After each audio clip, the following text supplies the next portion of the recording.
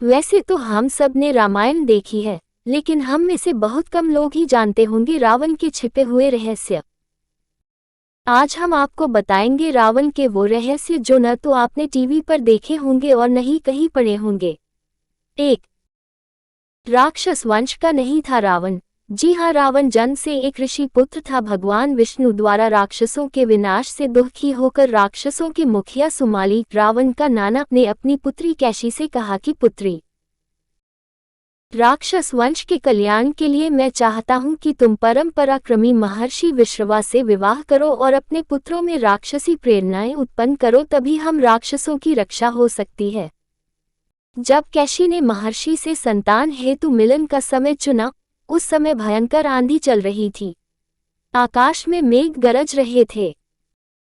कैशी जानती थी कि कुबेला में उत्पन्न गर्भ से एक विनाशी संतान ही उत्पन्न हो सकती है, तभी तो एक ब्रह्मवादी महात्मा का पुत्र होने के बाद भी अपनी राक्षसी माता की प्रेरणा से रावण राक्षस हुआ। 2. रावण का नाम रावण था ही नहीं। रावण कोई नाम नहीं था, बल्कि यह एक पद था। राक्षसों के महाराजा को रावण पद से अलंकृत किया जाता है। रावण का असली नाम दशग्रीव था, क्योंकि वह 10 सरों वाला असाधारण बालक था। रावण 6 दर्शन और 4 वेदों का ज्ञाता था, इसलिए उसे दशकंठी भी कहा जाता है। 3. जिसने यम तक को हरा दिया। कहते हैं रावण अपने विजय अभियान को लेकर यमलोक तक पहुंच गया था, जहां उसने यमराज तक को बंदी बना लिया था। वह प्रकृति के नियम बदलना चाहता था। वह चाहता था मृत्यु जैसी अवस्था का अंत कर दिया जाए, मगर ये संभव न हो सका। 4. अद्भुत ज्ञाता था रावण। रावण एक प्रकांड पंडित था। वह रसायन और भौतिक शास्त्र का अलौकिक ज्ञाता था। वह धरती पर जन्मा प्रथम वैज्ञानिक था। कुबेर से पाए पुष्पक विमान में भी उसने कई प्रयोग किए थे। रावण को चारों वेदों का ज्ञाता कहा गया है। रावण को चारों वेदों का ज्ञाता कहा गया है। संगीत के क्षेत्र में भी रावण की विद्वता अपने समय में अद्वितीय मानी जाती है। वीणा बजाने में रावण सिद्धहस्त था। उसने एक वाद्य यंत्र बनाया भी था, जो आज के बेला या वायलिन का ही मूल और प्रारंभिक रूप है, जिसे अब रावण हत्था कहा जाता है। 5. जब कवि बन गया रावण। रावण भगवान शंकर का अनन्य भक्त था। वह चाहता था कि संसार में वह ही शिव का सबसे बड़ा भक्त कहलाए, इसलिए उसने भगवान के निवास स्थल कैलाश पर्वत को उठाकर अपनी लंका में ले जाने की चेष्टा की। उसने अपनी पूरी शक्ति से पर्वत उठा लिया, किंतु शिव जी नहीं चाहते थे कि उनके भक्तों में कोई तुलना की जाए, इसलिए वे रावण के हाथ से क्रोध हो गए और कैलाश को अपने अंगूठे से दबा दिया। रावण उसमें दब जाने ही वाला था कि उसने तुरंत क्षमा याचना करते हुए एक अति सुंदर काव्य रचना की, जिसमें शिवजी के तांडव नृत्य का वर्णन किया गया है। वह अलौकिक काव्य रचना आज शिव तांडव स्रोत के नाम से जानी जाती है।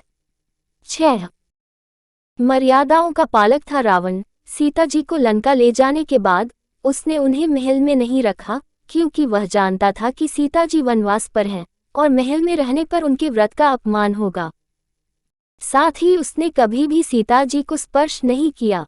राम के वियोग में दुखी सीता से रावण ने कहा है, हे सीते, यदि तुम मेरे प्रति काम भाव नहीं रखती तो मैं तुम्हें स्पर्श नहीं कर सकता। शास्त्रों के अनुसार वंध्या, रजस्वला, अकामा आदि स्त्री को स्पर्श करने का निषेध है, अतः अपने प्रति अकामा सीता को स्पर्श न करके रावण ने शास्त्रोचित मर्यादा का ही आचरण किया। 7.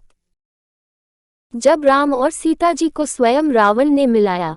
जब लंका पर पुल बांधने के बाद सेतु पूजन हेतु श्री राम ने रामेश्वरम महादेव की स्थापना की, तब जामवंत ने सुझाया कि शिवलिंग की स्थापना की है प्रभु, तो किसी बड़े पंडित से पूजन करवाइए। इस पर राम ने रावण को आमंत्रित किया और रावण सहर्ष पूजन हेतु आया। किंतु पूजन के समय रावण ने कहा, हे राम, आप विवाहित हैं और विवाहित पुरुष कभी पत्नी के बिना कोई शुभ कार्य नहीं कर सकते, यह शास्त्रोचित मर्यादा है। फिर राम की विवशता देख रावण ने सीता माता को पूजन में प्रकट किया और पूजन संपन्न किया। 8. वह जिससे डर गया था रावण। रावण अति अभिमानी था। वह हर बलवान व्यक्ति को चुनौती दे डालता था। एक बार उसने किष्किंधा नरेश वानर राज बाली को युद्ध के लिए ललकारने की भूल कर दी, जिस पर बाली ने रावण को अपनी कांख में दबोच लिया। और तप करने के लिए निकल पड़े। लगभग 10 माह तक रावण को बाली ने दबोचे रखा और कई समुद्रों की यात्रा की। उसके बाद रावण ने भय से बाली के सामने मित्रता का प्रस्ताव रख दिया। 9. अद्भुत संगीत प्रेमी। संगीत के क्षेत्र में भी रावण की विद्वता अपने समय में अद्वितीय मानी जाती है। वीणा बजाने में रावण सिद्धहस्त था। उसने एक वाद्य बनाया भी था जिसे जो आज के बेला या वायलिन का ही मूल और प्रारंभिक रूप है, जिसे अब रावण हत्था कहा जाता है। 10. नहीं किया रावण ने सीमा विस्तार। रावण स्वप्न दृष्टा था और अभिमानी भी। वह स्वर्ग, यमलोक सभी को जीत चुका था, इसलिए उसने भूमि विस्तार को कभी महत्व नहीं दिया। वह स्वर्ग तक सीढ़ियां बनाना चाहता था ताकि राक्षसों को स्वर्ग तक जाने में अधिक कष्ट न करना पड़े, मगर वह कल पर टालता रहा। रावण उस जाति से था जो समुद्र की रक्षा करती है। ये भी कारण था कि उसने समुद्र को छोड़कर कहीं और जाने पर विचार नहीं किया।